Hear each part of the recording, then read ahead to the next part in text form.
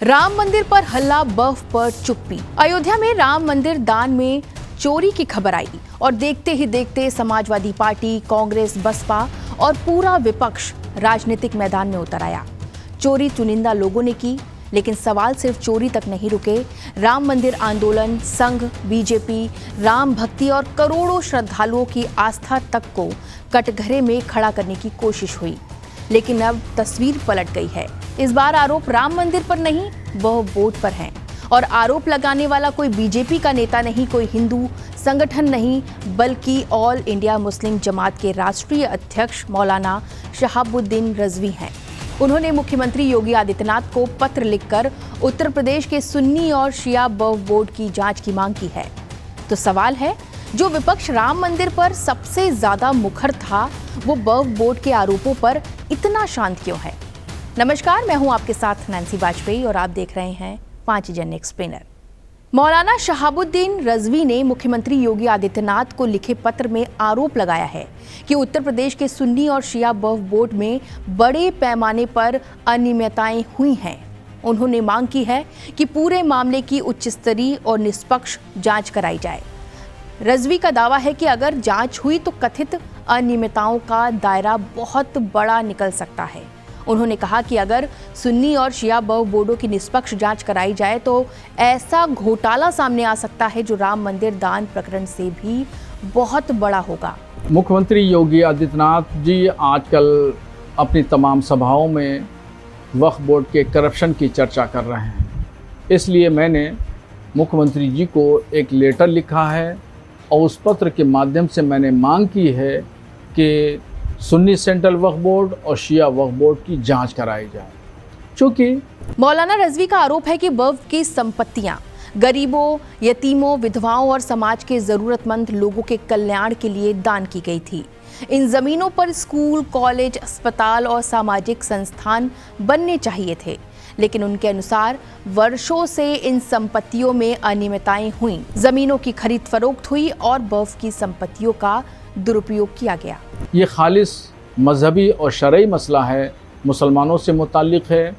और हमारे बुज़ुर्गों ने ज़मीनें इसलिए वक्फ की थीं कि गरीब, कमज़ोर, लाचार, यतीम और बेवा मुसलमानों पर होने वाली उसकी आमदनी खर्च की जाए ताकि गरीब मुसलमान अपने पैरों पे खड़े हो सकें, मगर ऐसा नहीं हो सका। इतना ही नहीं, मौलाना रज़वी ने अपने पत्र में समाजवादी पार्टी के शासनकाल का भी जिक्र किया है। उन्होंने आरोप लगाया है कि उस वक्त वक्फ बोर्डों में नियुक्तियां और संपत्तियों का प्रबंधन सवालों के घेरे में रहा और पूरे मामले की उच्च स्तरीय जांच होनी चाहिए, ये मांग की है उन्होंने। मुलायम सिंह यादव 3 बार मुख्यमंत्री रहे, 1 बार अखिलेश यादव मुख्यमंत्री रहे और इन 3-4 कार्यकाल में आजम खां अल्पसंख्यक और वक्फ विकास मंत्री रहे।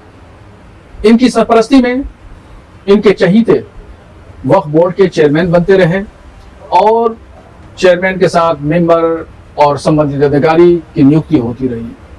30 साल के समाजवादी पार्टी के शासनकाल में वक्फ की जमीनों को बर्बाद किया गया और भू माफियाओं से मिलकर के करोड़ों की जमीनों को रेवड़ियों के भाव बेचा गया। न कोई मदरसा, न स्कूल, न हॉस्पिटल, न मस्जिद, कुछ भी कायम नहीं किया गया। ध्यान देने वाली बात यह है कि ये आरोप भाजपा ने नहीं लगाए, बल्कि मुस्लिम समाज के भीतर से उठे हैं। यही वजह है कि ये मामला चर्चा में है। अब तुलना इसीलिए हो रही है क्योंकि जब राम मंदिर ट्रस्ट को लेकर आरोप लगे थे, तब राष्ट्रीय स्तर पर लगातार बहस हुई। कई राजनीतिक दलों ने सरकार और ट्रस्ट को निशाने पर लिया, लेकिन अब वक्फ बोर्ड को लेकर इतने गंभीर आरोप सामने आने लगे हैं। इसके बावजूद वैसी राजनीतिक सक्रियता और वैसा राष्ट्रीय विमर्श दिखाई नहीं दे रहा। यहीं से सेलेक्टिव आउटरीच का सवाल उठता है। मौलाना ने मुख्यमंत्री योगी आदित्यनाथ से मांग की है कि सुन्नी और शिया वक्फ बोर्ड की सभी संपत्तियों की जांच हो। जिन लोगों ने अवैध तरीके से वक्फ की जमीनों का दुरुपयोग किया, उनके खिलाफ सख्त से सख्त कार्रवाई हो और यदि किसी स्तर पर भ्रष्टाचार हुआ है तो दोषियों को कानून के अनुसार दंड मिले। मुख्यमंत्री योगी आदित्यनाथ पिछले कई वर्षों से विपक्ष पर एक गंभीर आरोप लगाते रहे हैं। मुख्यमंत्री योगी का कहना है, हाल में उनका ये बयान भी सामने आया था कि जब किसी मंदिर, हिंदू संस्था या राम मंदिर ट्रस्ट पर आरोप लगते हैं तब समाजवादी पार्टी, कांग्रेस और बसपा सबसे पहले प्रेस कॉन्फ्रेंस करने पहुंच जाते हैं। लेकिन जब वक्फ बोर्ड या वक्फ संपत्तियों में गड़बड़ियों की बात आती है तो यही दल चुप्पी साध लेते हैं। सीएम योगी ने कई बार कहा है कि वोट बैंक की राजनीति के कारण वक्फ के भ्रष्टाचार पर विपक्ष बोलने से बचता रहा है। मैं समाजवादी पार्टी और कांग्रेस के लोगों से पूछना चाहता हूं, अयोध्या में जिस कथित चोरी पर तुम हिंदू आस्था पर खिलवाड़ कर रहे हो, एक भी बार बताओ वक्फ के नाम पर हजारों हेक्टेयर लैंड प्रदेश में भी और देश के अंदर भी बेची गई।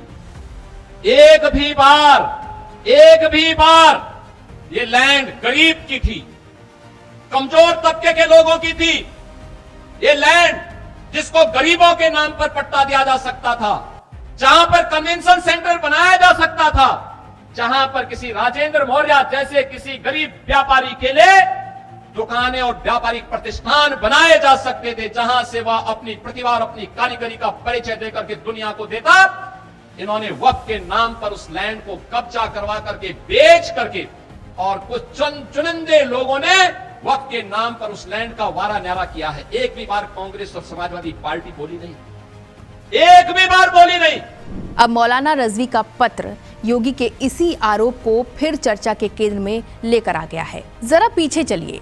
राम मंदिर ट्रस्ट को लेकर आरोप लगे, राष्ट्रीय स्तर पर बहस हुई, जांच की मांग की गई, टीवी डिबेट्स हुए, विपक्ष लगातार हमलावर रहा, लेकिन अब वक्फ बोर्ड पर गंभीर आरोप सामने हैं। आरोप लगाने वाला मुस्लिम धर्मगुरु है, फिर भी क्या उतनी ही राजनीतिक बेचैनी दिखाई दे रही है?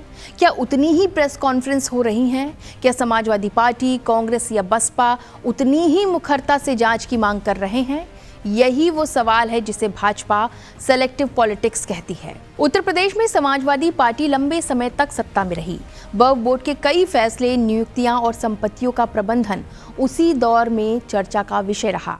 अब जब मौलाना शहाबुद्दीन रजवी जांच की मांग कर रहे हैं तो सवाल उठ रहा है, क्या अखिलेश यादव इस मुद्दे पर अपनी स्पष्ट राय देंगे?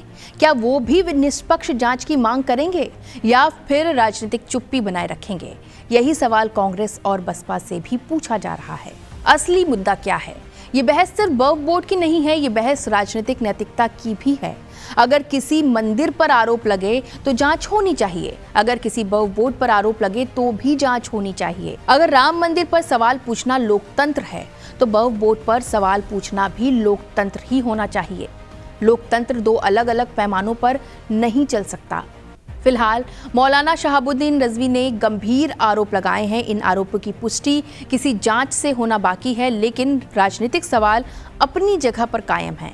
क्या भ्रष्टाचार का मुद्दा भी अब वोट बैंक देखकर तय होगा? क्या कुछ संस्थाओं पर सवाल उठाना सेकुलर है और कुछ पर सवाल उठाना सांप्रदायिक? या फिर देश में हर धार्मिक संस्था, हर ट्रस्ट और हर बोर्ड समान जांच, समान पारदर्शिता और समान जवाबदेही का हकदार है? आप क्या सोचते हैं? कमेंट में अपनी राय जरूर बताएं। एक्सप्लेनर में बस इतना ही। देखते रहिए 5 जन। नमस्कार।